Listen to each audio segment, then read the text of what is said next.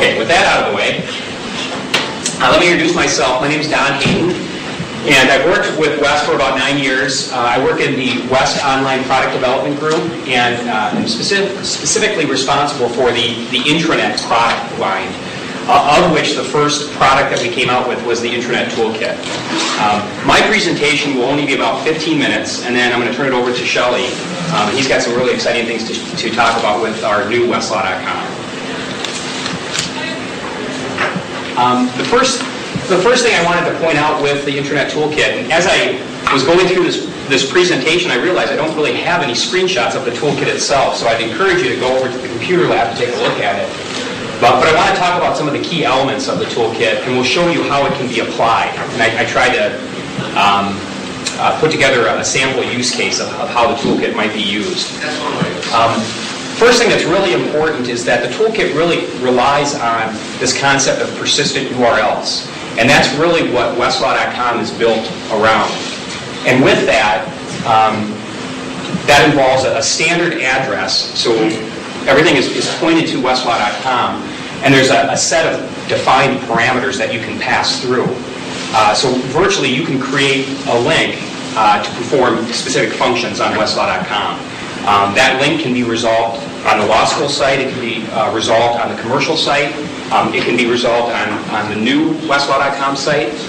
So this is really the foundation of the Internet Toolkit.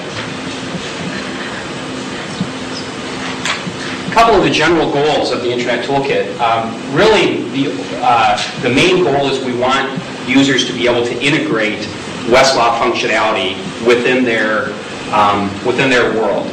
Whether that be an internet site, an intranet site, any type of website. And with that, there's a couple of additional comments. We started off with this concept of unbundling Westlaw.com. We wanted users to be able to pick and choose. They wanted to take this individual control, because that's what they use all the time, and put that on their site where it makes most sense for them.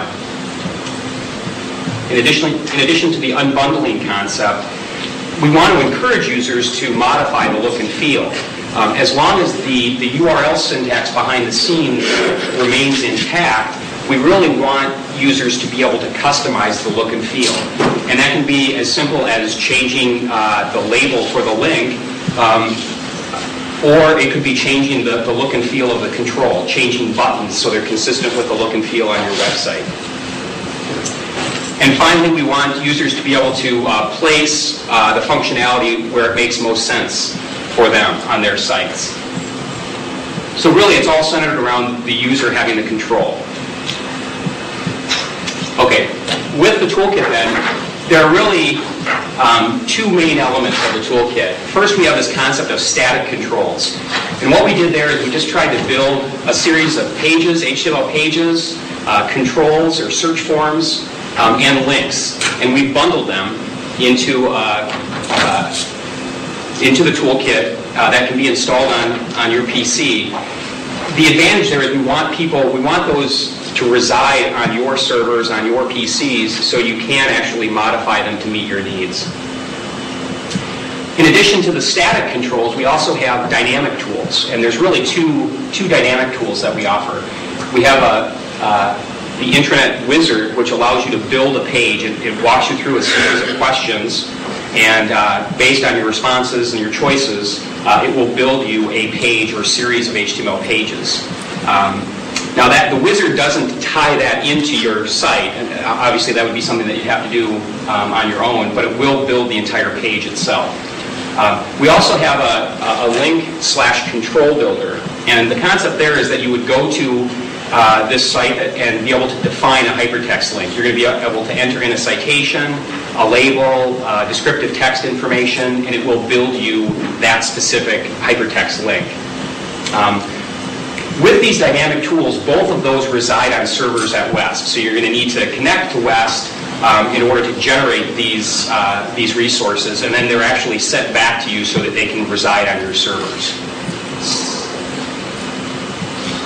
One other thing I wanted to mention here, this is really not part of the toolkit, but it does, they work very closely together. We also have a product called West Site Link, And really what that does is it allows you to search through documents, and it will recognize a citation and create a hypertext link for that. And there were two recent enhancements to West Site Link.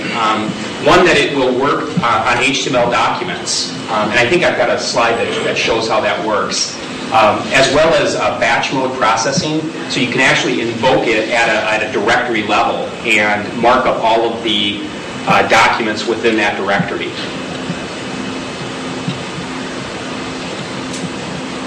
Okay, a couple of things I want to just throw out about the Internet Toolkit. When we first designed this, we really were focused on the commercial world and intranets in particular, and that's where we came up with the name. So that's definitely one use case. However, as we've talked to some of our customers, we've also realized that there's other potential applications for this, and possibly the name Internet Toolkit may be too limited. But it is something that can be obviously used on a dedicated terminal at a library workstation. Another application, and this it's not really an active desktop, but it's with IE4 you're able to use an HTML page as your wallpaper. And I've got a sample of that, I think, in the next screen. This is actually my desktop. And what I've done using the toolkit is that you can see over on the right-hand side, I've added various research controls and hypertext links into websites as well as Westlaw databases.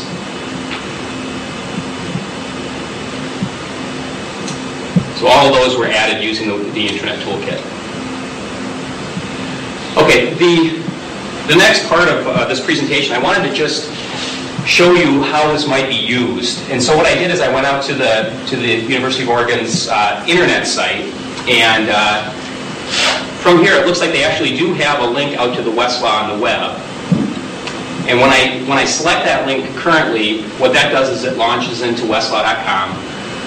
And then I need to select the Westlaw.com link there, and I'm taken to a sign-on screen. And eventually, I'm passed through to the Welcome to Westlaw. And at this point, I begin my research. And I have all of my research tasks available. Another approach using the toolkit is we have that same page, and in this case, the link, instead of pointing out to Westlaw.com, may go to another page on the University of Oregon site that breaks out various tasks and options that will take me into Westlaw. There's a few advantages to here. One, I can maintain the current look and feel of this site. Oops, I think did that help? We can add instruction text. There may be specific rules that you need to pass on, or other information that you need to pass on to your users. We can create links into the databases that are used most often, or that are most relevant for this the users of this site. These links can obviously all be changed. All of that resides on your web server. So if we need to change the link names, if we need to add descriptive text, we can do that. We also have the ability to add various research controls. Again, all of those controls reside on your server, so if we need to change the Go button, we need to add other descriptive text, we can do that. And we've got links into other West Group resources as well.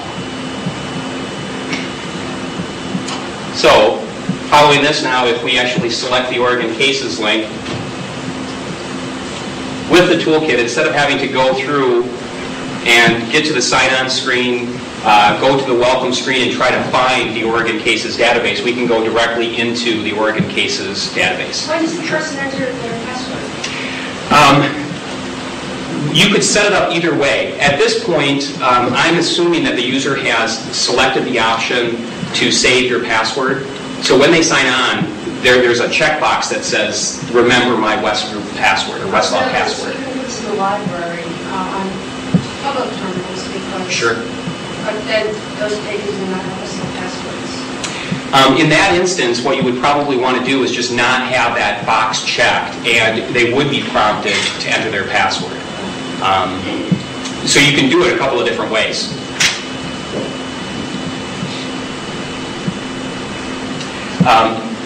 This sample that I used is just going to a database, obviously, but I wanted to make the point that you can do this for a database as we have here. We could plug in a search request, and it would automatically run that search when the link was selected. You can go to a specific document. Key site result is really nice. You can always get the latest and greatest key site result by simply clicking on the link. Just quickly, a couple of comments about SiteLink. Again, SiteLink is a product that will go through and identify citations and create hypertext links into Westlaw. So it'll search through here. You can see that it actually installs in a word processor. It will also install in a browser. So it adds this button bar. And when invoked, it will go through, search through the document, and identify all of the citations. So here it's actually on the fly created the hypertext links into Westlaw. They can also be pointed into WestDoc if the user chooses. Well, that's it. It's kind of quick and dirty.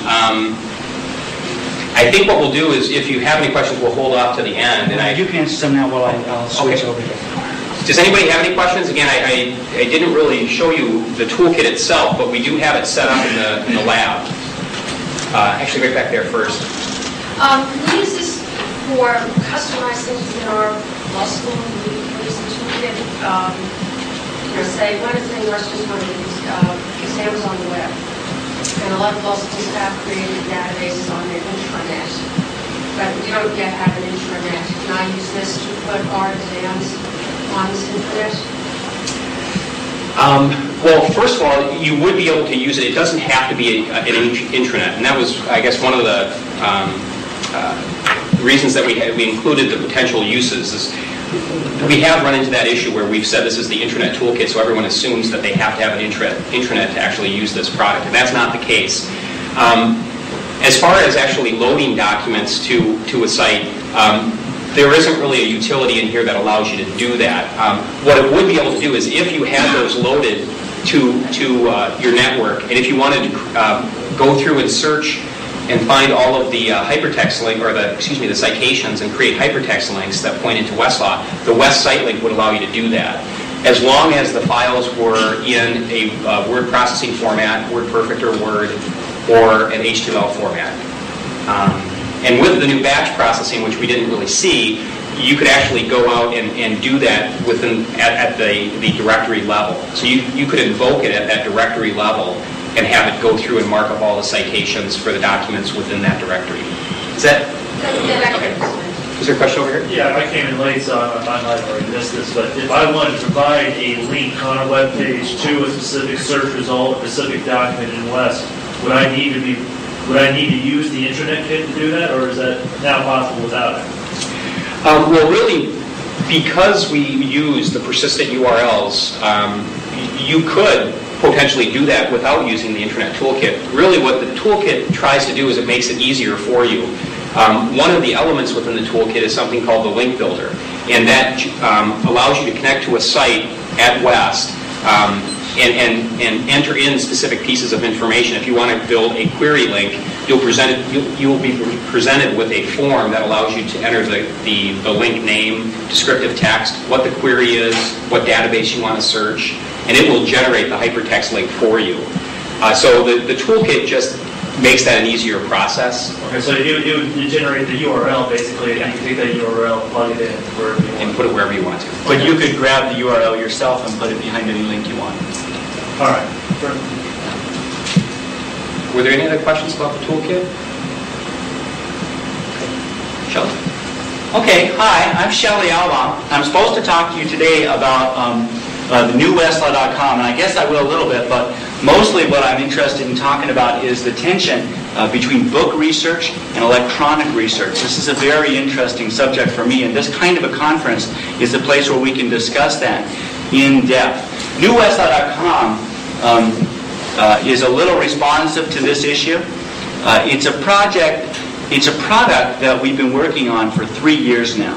It's one of those top secret kind of projects with code names and hundreds of people working in secret. It's done now. We've been testing it for about 6 months. We're not going to announce it until a little later this summer. But it actually exists. You can go out to the web and try this out after I've shown it to you and see if I'm telling the truth. You'll see that I am. But to tell you why we did this, I'm capable of fibbing, but I promise I won't in the next 40 minutes. I want to tell you a little bit about myself. I worked for West Group for 8 years. Before that, I was a lawyer. I went to UCLA Law School. It's not a picture of me. To me, it looks like it's me in the new library at UCLA. And I say, it's sort of idealistic and optimistic. It reminds me of my law school days. My wife says that doesn't look like me at all, but the mood is right. And I was a pretty aggressive environmentalist at the time. I think I probably still am, but we're talking about the past, and I was a member of Greenpeace and Natural Resources Defense Council and Sierra Club, and wanted to save the environment and do environmental law and that sort of thing. And when it came time to get a job, the Sierra Club would not have me. And the people who were doing environmental law that would hire me were people like this. At first, kind of repulsed by it, but then, my dad always said, trust your card, the man with the star, and the marketing kind of took over, right? I thought that could be me. You know how it ends up, right? It's the real thing. I saved it after all these years. Okay, so they wouldn't let me do environmental law there. They must have seen through me, and they put me in a place where they thought I couldn't do much damage, which was employment law. And so I was working on sexual harassment and racial discrimination. I was in charge of preventive work. I see some snickers around the audience. You know about Texaco's checkered past when it comes to discrimination. You're thinking, gee, Shelley, you didn't have any impact at all on that organization. And I suppose that's true. I was in the library. I was reading about discrimination. I wasn't like joining in or anything like that. I liked books. Books is how I did my research. Books like this, nice books. This is good. When we had Lexis and Westlaw at UCLA, and I learned how to use those things. But this is nice. Different fonts, you can underline it, see the columns and margins, you can hold it in your hands. Try that. Most important, comparing two things together. Now that's fantastic. The headnote that West editors wrote and the opinion that the court wrote, side by side, see if that's really true. When I started at West, I actually started there as a headnote writer, and so I know how these are made. It's a little like sausage, and we can't talk about it today, but it really is a best practice to compare them side by side, right? In print, that's easy to do. Or statutes, same thing. Here's a nice statute and notes of decision, do a comparison. That's how I like to do my research. And when I was in the library, this is what it looks like.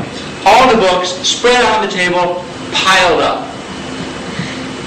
Really more like that. Well, no wonder that's how I do my research. When I was in law school, my legal research instructor was Pam Woods and David Binder. They're both still there. And Pam said to me, Shelley, you're going to just develop your own style of legal research. Everyone does. But if it's any good, it's going to go like this.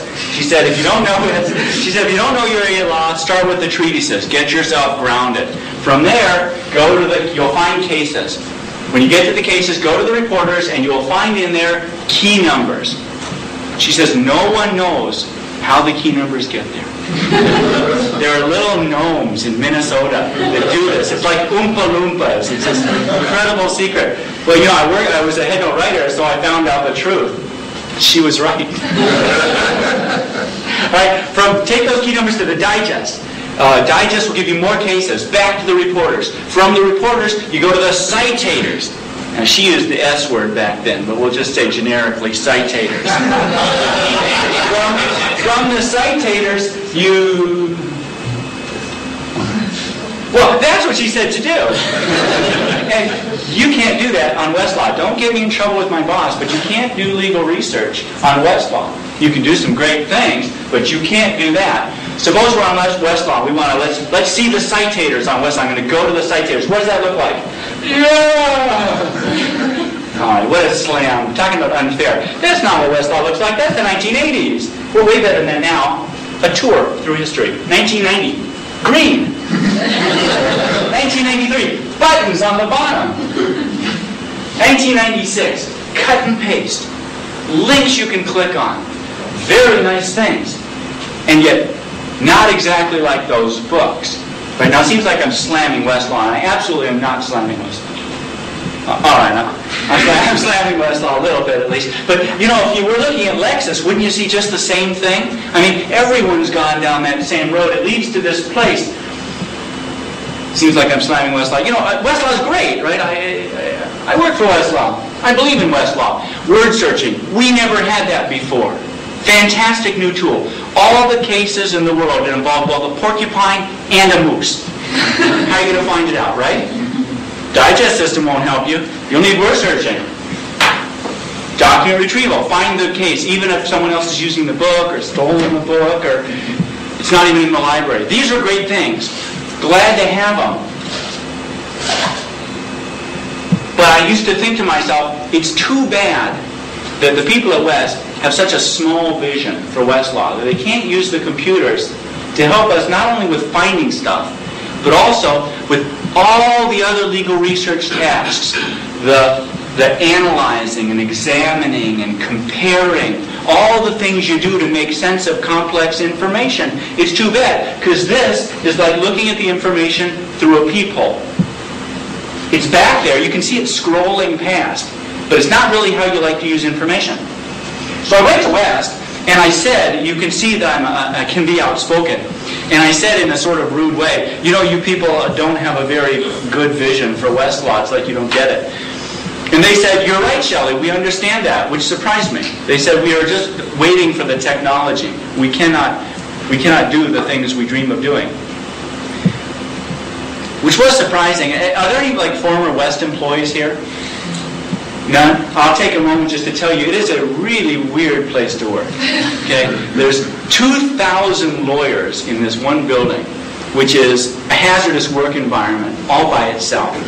And they all wander around muttering, I have been inventing legal research tools for over 100 years. And none of them have. None of them was alive when the key number system and the national reporter system were invented. But they really believe it. And so I figured, well, I'll take advantage of that. And said, well, let's sit down and think this through. Because a new piece of technology had come out, this was now 4 years ago, that really blew us away back at West.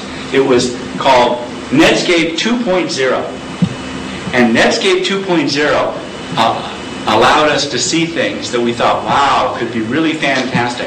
So we went off into one of those sort of skunk works, horrible rooms that was adjacent to the printing presses and hid ourselves away, editorial people and technologists and marketing people, and said, if we could forget about Westlaw, forget about Lexis, forget about Premise and LawDesk and CD-ROMs and Folio and print products, and just start over and make Westlaw from scratch, what would it be? And we started spinning around dreams, and we really went back to how do you do legal research? What is this really made of? And how could the computers help out? And so we spun up some examples of it that were really very exciting. It was nothing like Westlaw today. And we showed it to some customers, and they said, boy, you guys, that would be fantastic. If you do that, it would be so great. And the team that thought of it was so excited. And hurried back to West in Minnesota and said, check it out, what do you think? And we showed the computer department. Now it's called like Central Technology. That's how far back this was, right? And we said, what do you think? And they said, that's fantastic. They said, our data doesn't support it. The Westlaw server could not serve it up.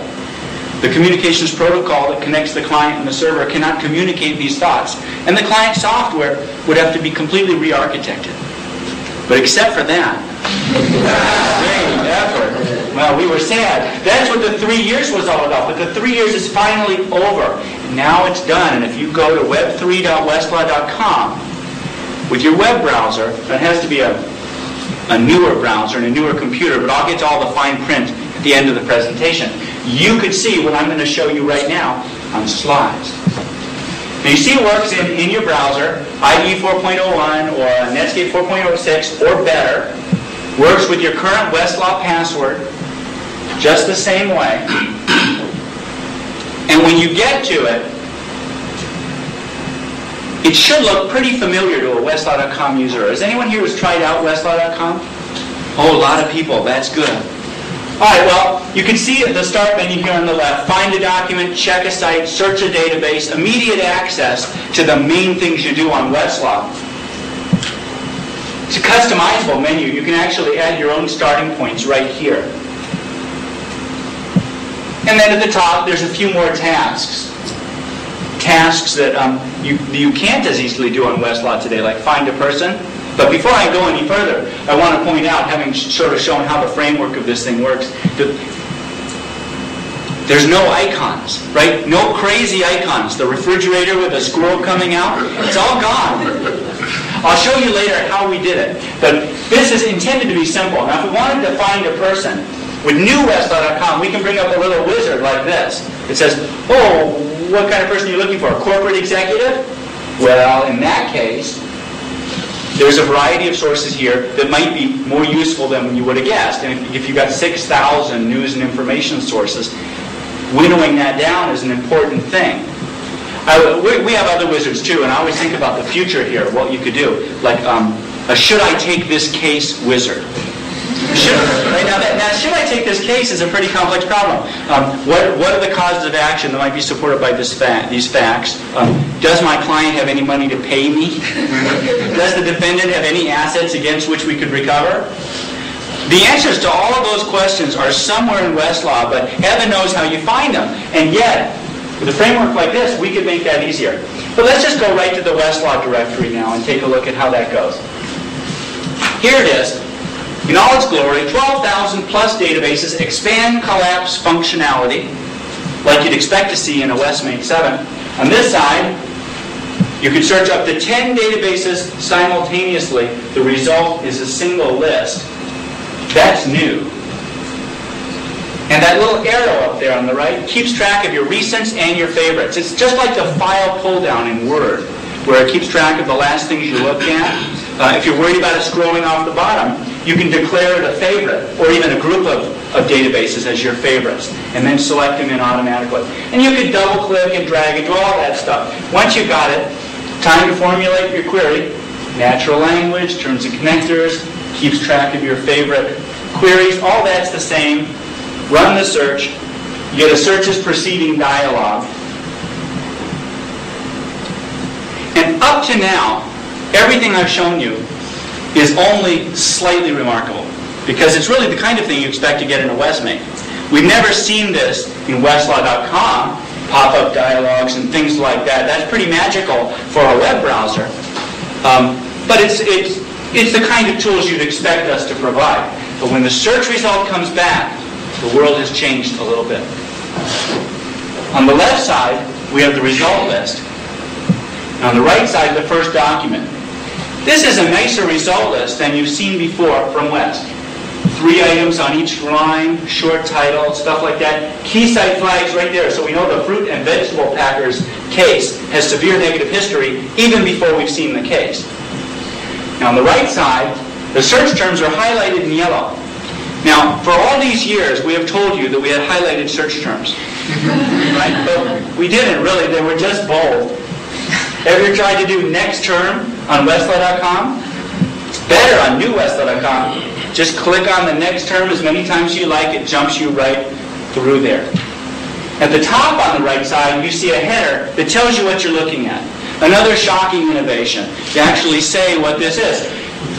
Short title, court, site, date, and the number of pages that the document would be if you printed it out. You can look at any version of Westlaw today, and it won't tell you at the top of the document what's the name of what you're looking at. Actually, that's not true. It does, right? It says the full title and all the interpleaders and interveners and their cousins and all the things you didn't want to know. And as soon as you, more than you want to know, and as soon as you scroll down, it's all gone, less than you want to know, right? This is the right amount of information so you don't get disoriented. There are other nice things here. This isn't just any old font. This font is optimized for viewing on computer screens. Doesn't dither on the corners. And look here, little tiny margins. We have lawyer computer geek combos back in Minnesota. who really suffer over things like fonts and pixels, and they have poured their heart into making this readable. The express design goal was to make of Westlaw an object of desire. All this has done is to make it beautiful. The next part, I think, might do it though. And that's in the upper left. Do you see those tabs? These tabs are very special. The tabs, no, they are. The tabs allow you to see information about a document at the same time as you're seeing the document. So right now we're seeing a case next to the search result, right? But there's that headnotes tab there.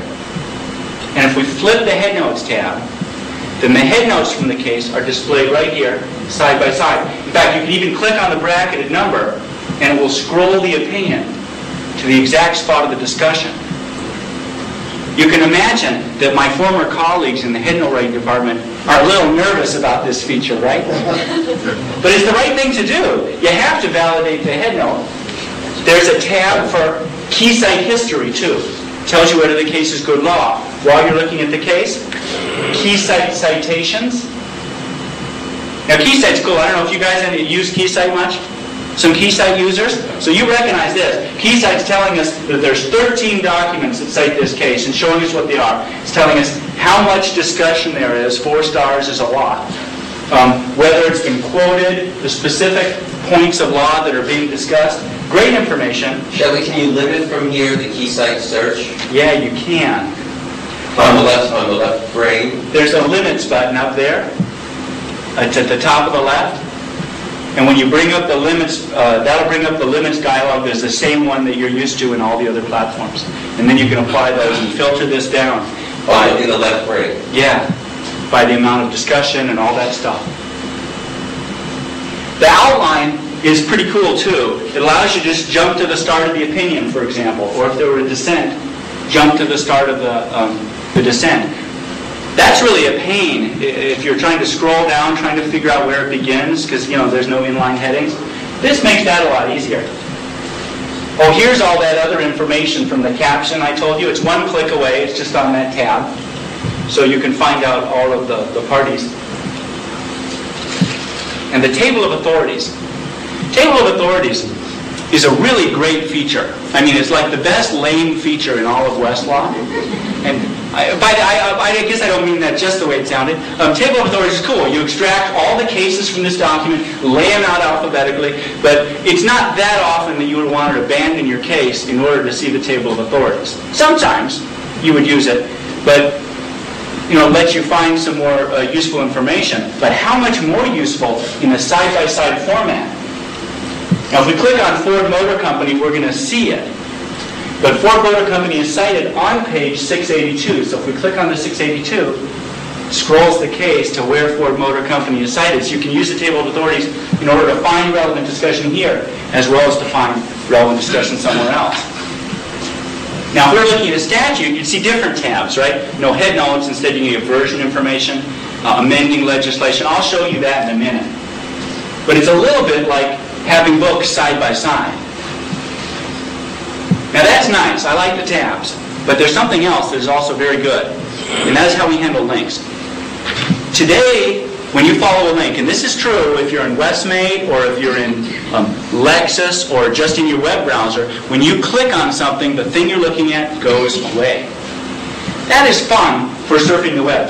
Like, I'm in the Louvre, and now I'm in Australia, and that sort of, kind of heady, right? But in a research environment where you're trying to make sense of the documents are related to each other, that's not so good. So when you follow a link in newwestlaw.com, we'll look at Ford Motor Company. It shows up in a smaller window, like this. Now the whole case is there. You can scroll down, read it, examine it, make sense of it. If you like it, and you want to focus your research here, just maximize this, and then you get all the tabs that will help you understand Ford Motor Company. But if you don't like it, or if you've seen enough, you can just cancel it because it goes away, and you haven't lost your place. Makes it safe to follow tangents. Pretty cool. Key numbers. Got to talk about key numbers a little bit, because before I worked for West, I had a love-hate relationship with key numbers. I would see, my dark secret of my practicing days was I didn't know how to find a key number. I would to me, the legal landscape was littered with key numbers, and you wandered around, occasionally you'd find one, and you said, wow, I found a key number, and now I'm in great shape. But I didn't know that was actually best practice, which it turns out to be. No more. We've introduced the key number center here to reveal some very interesting key number information. Here's the key number center. You get at it from the start menu, just like we saw.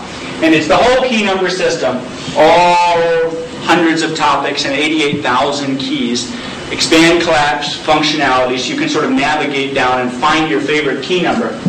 But and we have something like this in Westmate 7.1 and 7.2 right now. It's very nice. But we never really have told customers what the keys mean. Like we're looking at abortion and birth control, key 1.30. What on earth is that? Now it turns out that the way headnotes are created, we're not going to talk a lot about this, but I'll just say a little bit, is that there's dozens of headnote writers that write these headnotes, and then there's dozens of headnote classifiers that figure out where they go in the key number system. Is this really husband and wife key 26 or divorce key 83 and that sort of thing, right? And they get into classifier wars, and they get really mad. In the old days, they pass notes back and forth saying I don't think that's where it goes and stuff like that. Now we're electronic, so it's email, and there's and some of it's stored in a database about where we memorialize decisions. Fine, we're going to send this point to bankruptcy, and then that's where all those points go. But we've never exposed this to customers. We've never said why it is that something goes where it goes and that sort of thing, yet we know. And so with new Westlaw.com, for the first time ever, we introduced key number information. Anytime you see a shiny gold key number, you can click on it. And everything we know about this key number is displayed. This is about the validity of constitutional and statutory provisions governing birth control and abortion. Next, there's a key number that means exactly the same thing, only we hid it elsewhere in the key number system to fool you. And then finally, references to related materials. It turns out there's an AMJUR provision and an ALR annotation that discuss this very issue. Well, you know how this goes, right? We click on that, and it shows up in the link viewer. Now, this is pretty nice, because you can go from a case to a headnote to the key numbers into the secondary sources without having to do a search. It's more like if there was such a thing, a browsing engine. But you can do a search. And the searches are extra good. It's as easy as 1, 2, 3. They really are. You'll be impressed. Gather up your key numbers, as many as you like, throw them in this bin. Select as many jurisdictions as you like, because we have multiple database searching too. So you can look in Oregon, California, and Washington, if that's like your area. And for your favorite key numbers, you can even filter them with some words. Press the search button, and it runs the search through the appropriate headnotes databases and brings back your headnotes. But the thing that comes back here is very different from anything we've seen today. Here are the headnotes, just the headnotes you want. One after another, after another. And this is a familiar sight, this column of headnotes, right? This is really a digest. Except it's not like any print digest, because it's just the jurisdictions you want, just the key numbers you want, and completely up to date, up to the minute, up to date. And then when you select one of the headnotes, the full text shows up on the right. Scroll to the appropriate place. So you've got digests on the left, reporters on the right, everything brought together. That's the way we like it. The risk is disorientation. If there was anything wonderful about classic Westlaw, it was so simple. One after another, after another, after another. You knew where you were, even if it wasn't that great a place to be. Whereas in this environment, wow, we've got multiple windows and side-by-sides and pop-ups, and heaven help us. So, we've introduced a research trail, which keeps track of everything you do. Just click trail at the top, say you want to look at it. The research trail has been keeping track of everything we do in the session. Every search we run, every document we view, every site we check, every link we follow, it's all right there, automatically saved on Westlaw. You don't have to say, oh, I want to save my trail. It's saved for you.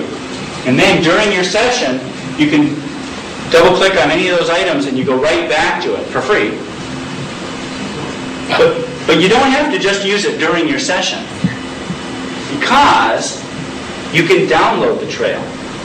We'll go and take a look at the trail manager up here. This thing shows all the trails I have. You can download the trail. You can start a new trail. You can pick up an old trail where you left off. But if you download it, it downloads as an HTML document full of links. So you can print that out and throw it in the file, or you can email it to your friend with a Westlaw password, and they can click on a link, and they're back in Westlaw looking at part of your research. That is very good for someone who's joined the project late and doesn't want to reinvent the wheel. Do you have one trail in your life, or is each trail a new research session, or is each trail a new search? You can do it however you like. That is, you can have multiple trails in a single session, or you can have a single trail that spans multiple sessions. And you do that through Trail Manager? Yeah, well, when you start your session, it automatically opens a new trail for you and starts you going. And then what you can do is say, no, I want to go back to an old trail and pick up where you left off, or I want to start a new one. Can I ever delete these trails? Yeah, in fact, you can. So can we, of all things. Here on the right side, it says how many days before we throw it out, because we can't save everybody's research indefinitely. Our hard drives would overflow. And so we save them for 14 days. And when you get down to 3, a little exclamation point shows up to say, you should download this trail if you want to save this. But look, there's a reset button over there. So if you just push the reset button, it'll pop whichever trail you're on back to 14 days. There's no limit on the number of times you can do that. So we really will save it for you if you want that. Okay, printing. All Westlaw print functionality is available here. There's so much printing you can do in Westlaw. We convened a group of user interface experts among our designers and developers, about 5 of them, and sat and really suffered over how can we make the offline print functionality really clean, really obvious, really apparent, not confusing, an object of desire. And after days and days of study, we came up with this.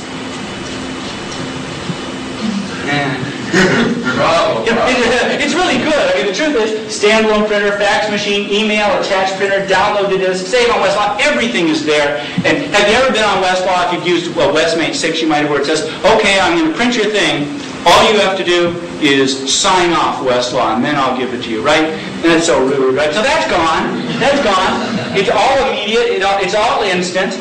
And yet, still not enough. I can't look at you and at this together and in good faith say, I think this is fantastic. I can only say it's better than anything we've had so far. But with new Westlaw, we always go the extra mile. Anyone used Amazon.com? I love ordering books from Amazon. Some people don't, though, and they complained to Amazon that it was too hard to do it. They said I have to put in my credit card number, and I have to tell you ship it UPS, and don't gift wrap it, and all that stuff over and over again. So, here's the task roll I want, said Amazon customers. I click on the book, and the next thing that happens is UPS shows up at my doorstep. Just like that. Click UPS. And so Amazon, some companies might have withered under the challenge, introduced one-click ordering and said you set up your settings. When it's me, I'm Shelley Alon, this is my credit card, save them all and don't ship them until you got all the books. That's all this stuff. Those are my settings, and I click and the book comes. So we can do that on Westlaw too, right? So we have one-click, they trademarked one-click. We have instant delivery here. Here's, you set it up this way, and you say, for me, I want it as an email, that's my address, I want the document as an attachment in WordPerfect format, whatever it is, someone else wants a fax. And then, once you've set that up, at the very top of that menu, you say, instant deliver me the document, instant deliver me the key site information, and the next thing that happens, it shows up in your email box. Very nice. Shelley? Yeah.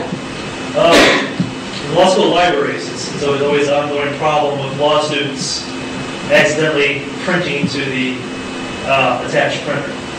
Now, is there any way for us to manage the law student accounts so that we can control or at least set up their instant delivery, or just for the printing, just deny them access to the attached printer and the new Westlaw.com? That's what you would like to have? Yeah, I would love that. But the email is good, right? Oh, yeah. So you should be steering everyone toward email? Yeah, I just don't want them to have any access to attached printer. Okay. I'll look into whether or not we can do that. It might be easy or hard. I just don't know offhand. But I'll look into that for sure. It used to be possible from telemarketing. It was made. It's no problem. And there's a way of doing it. But then we should be able to do that here too. I would hope so. Yeah. We've done it at our law school, both in West Bay and the old Westlaw.com. It's not print to be attached printer. Oh. It was grayed out on the screen. And they select the document delivery. The one thing you cannot disable, however, though, is the browser's print button. That's true. We don't control that at all. So you still have to caution the students about that. There's nothing you can do about that if you're using the browser. But maybe with the new instant print functionality, we can talk them into using the email because it's awfully convenient. Oh, that should be kind of worse because they email to themselves and then they'd have to print on their desktop. Couldn't they email to themselves at home or something? Well, that'd be nice. Email at home, we have to constrict their addresses too. All right, let's talk about statutes here. Statutes are probably more needing of this kind of treatment even than case law. And so we've given them, 9 tabs. A lot of treatment for statutes. ALRs only have 5, for example. Well, we're seeing the statute in the site list. It's really the same, right? Highlighted text, the headers at the top, tells you the number of pages, all that stuff. We have an outline tab here, which is even better, right? Because statutes are so long, so annoyingly long, that you can jump right to the part that's interesting, like the cross-references here. Next year, we're going to get better with that and actually put in the subsections, so you can jump to, wouldn't it be great in CFR to go to Part 2, subsection F, 2 little i's, that kind of thing? We'll get there. Here's Keysight history for statutes. I bet no one has tried the new statute citator from Keysight. We just released it last week. Very exciting. For a statute, the history, there's 3 different parts. First, there's the credits, which tell you how the statute was born. And then there's the historical and statutory notes, which describe its tormented history. And then new is pending legislation feature. We only have this for USCA right now, but it actually tells you all the bills that are pending in Congress that might impact or amend this statute. Gives them a yellow flag. Here are the citations to the statute. The first chunk are drawn from our annotated statutes, all the ones that our editors have looked at and say, this case is really talking about this statute. The statute is impacted, interpreted, discussed to some extent. And then after that, we've added in all the other references to the statute, because for Keysight it has to be comprehensive. So every case that cites it is right there. Here are the statute annotations, notes of decision. This is pretty neat. Because, it's a simple feature. Here are the notes of decision. But see, you've got the index for it right up there.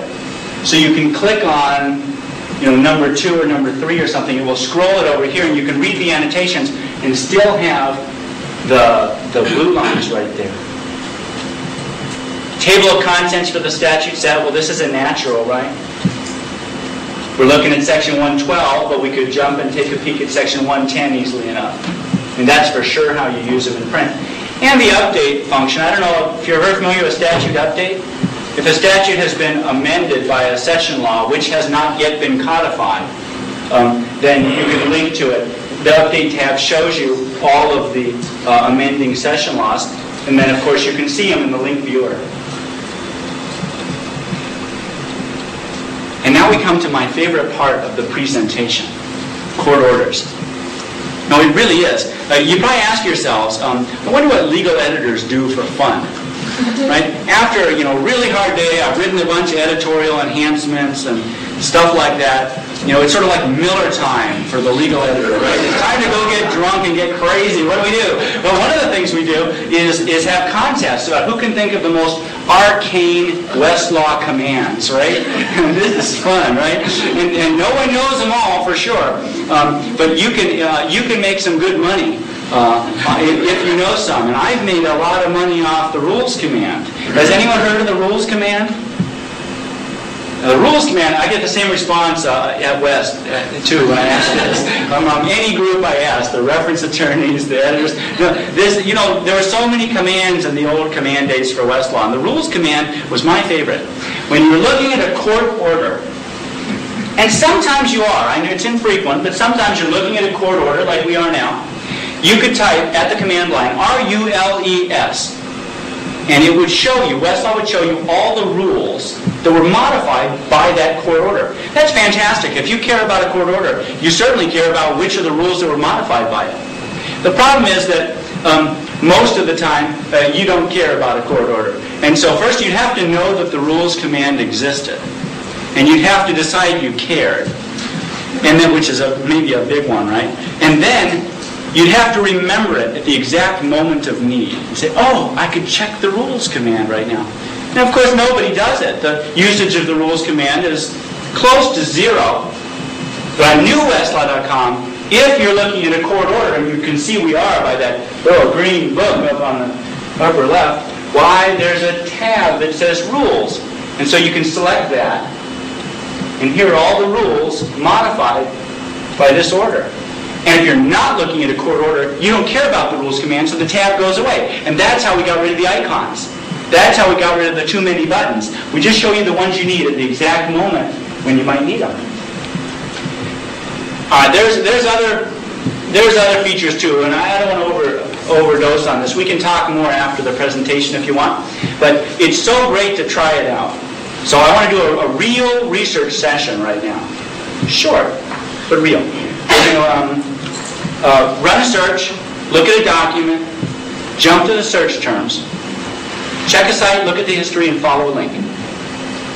So here's our search. Insurance, bad faith, and punitive damages in California case law. We got 43 documents back.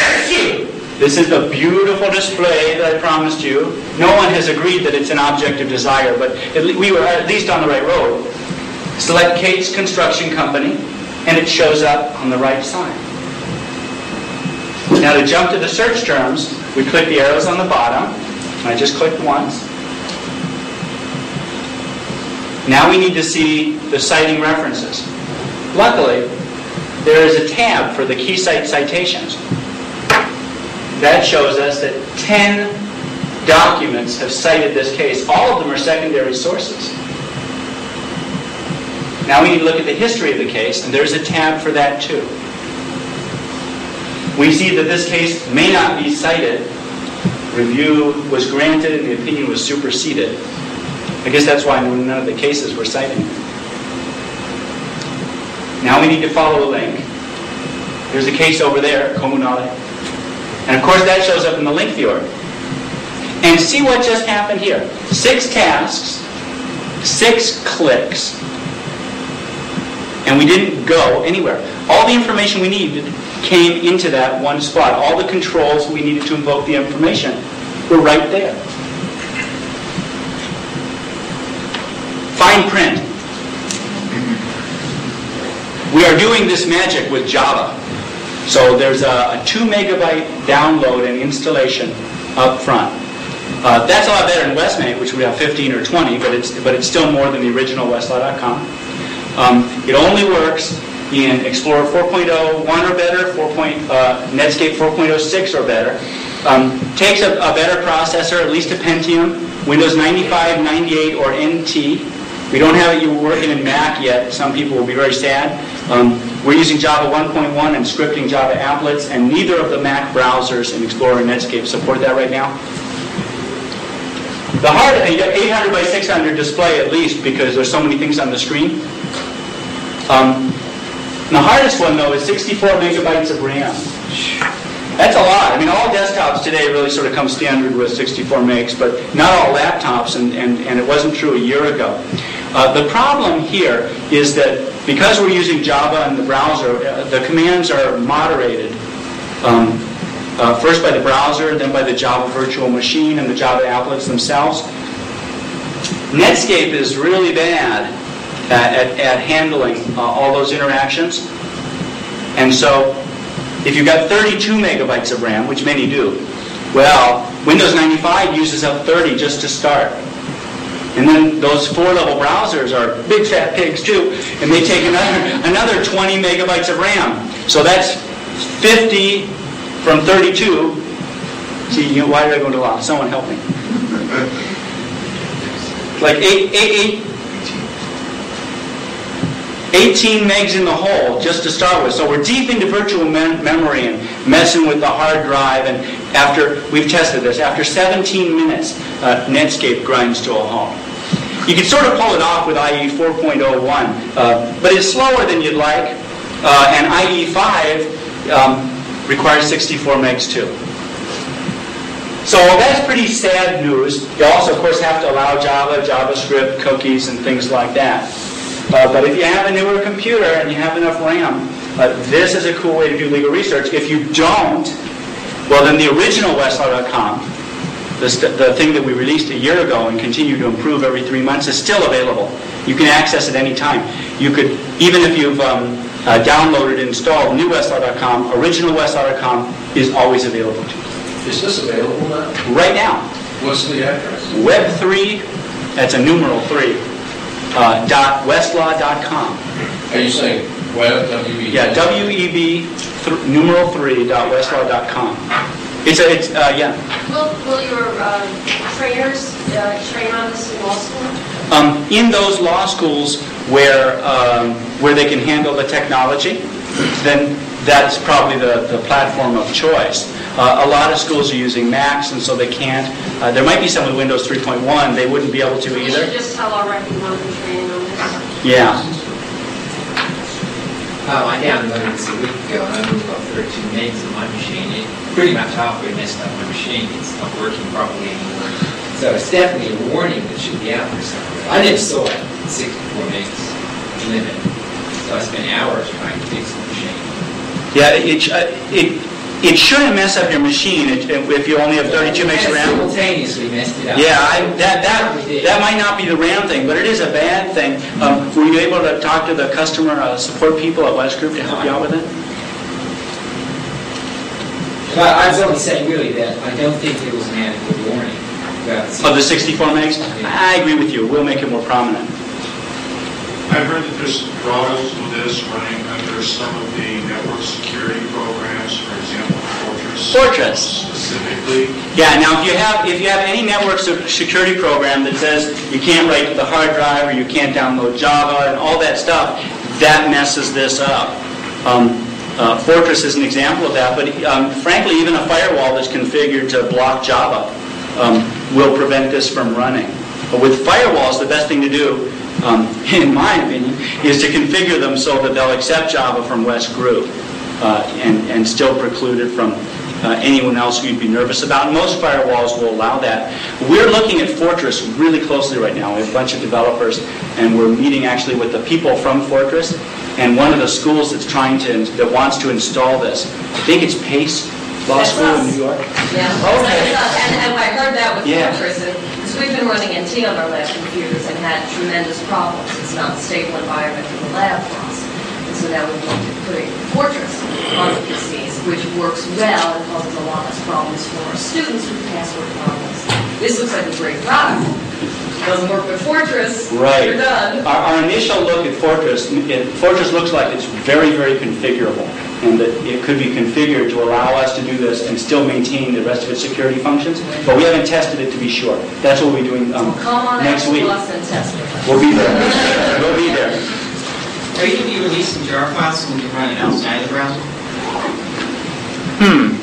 Because then you don't have the overhead of the browser. If all you're doing is Westlaw.com, then you don't need to fire up a browser to run Java if you got a Java runtime environment. Well, my guess would be that the interactions, it's woven into the browser anyway. That it's interacting with the browser heavily, and there would be nothing to render.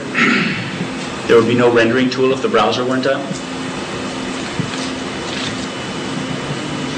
Yeah, I think Java can render HTML itself.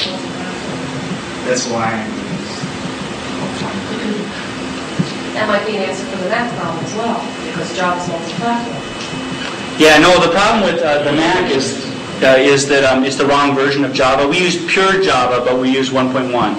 And the two Mac browsers. Both are only at 1.0. We're going to have to rebuild the whole thing with no scripting of Java applets in order to support Mac, which I guess we'll probably do. It'll just take a little while. I'm having a hard time imagining what it would look like with the applets running like pop-up windows, but no browser and frame set to target the results into. It's the window created by Java. Instead of having the browser buttons across the top, you just have a window. And it would handle like an HTML page with a frame set? Oh, well, you can tell me how it works out. Let's talk afterwards, and you can try it out, and I will assist you if possible. You started out early on with a frame that showed a wide range of books in a semicircle with the user with his head down. Obviously, you tried to design a product which will allow the individual user to operate without that pile of books. As you were talking, I was running a running tally, and I've got up to tens of thousands of dollars of books that the user no longer needs. Is that true? Well, the information in those books is still valuable. At West, we will provide information online or in print or in CD-ROM, and we'll continue doing that sort of as long as support for the various media continues. So I would think that it's possible that you would say, gee, a lot of people, how many use Shepard's or Keysight online? Anybody still use Shepard's in print? Some people? There's a licensing problem for those of us that also must support research by and for law firms.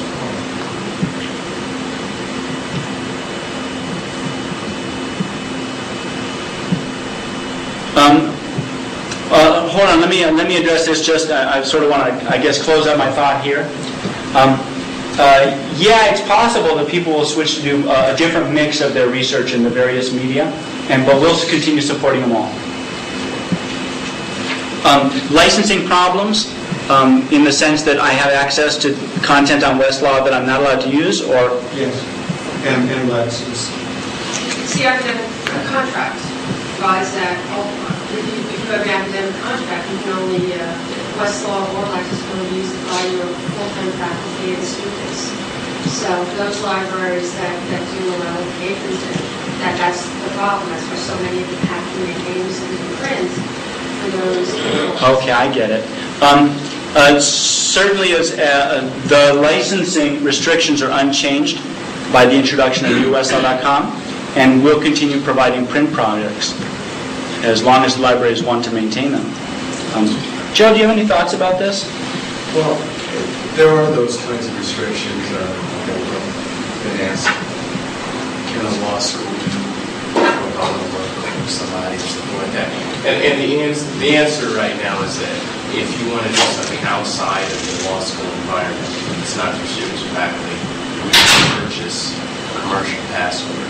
And you could have a commercial Westlaw password as a law school, and you can have a regular password. Right, but that's still full commercial rate. So couldn't there be some hybrid whereby we have the academic account for our faculty and students, and then those of us in our library, we get very few loans coming in, we're not open to the public.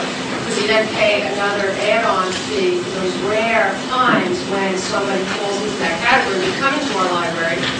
The cost of them being able to cancel a lot of things in print that we maintain all of those people would certainly balance it. But it's either the academic or it's the full firm rate in effect is so high. So I think a lot of academic libraries will have a higher rate. All right, well, thank you all for watching the new Westlaw.com presentation. I'll stay down here and answer questions as long as you like. Are you putting those slides on the CALI website? Say again? Are you putting those slides on the CALI website? I guess we could.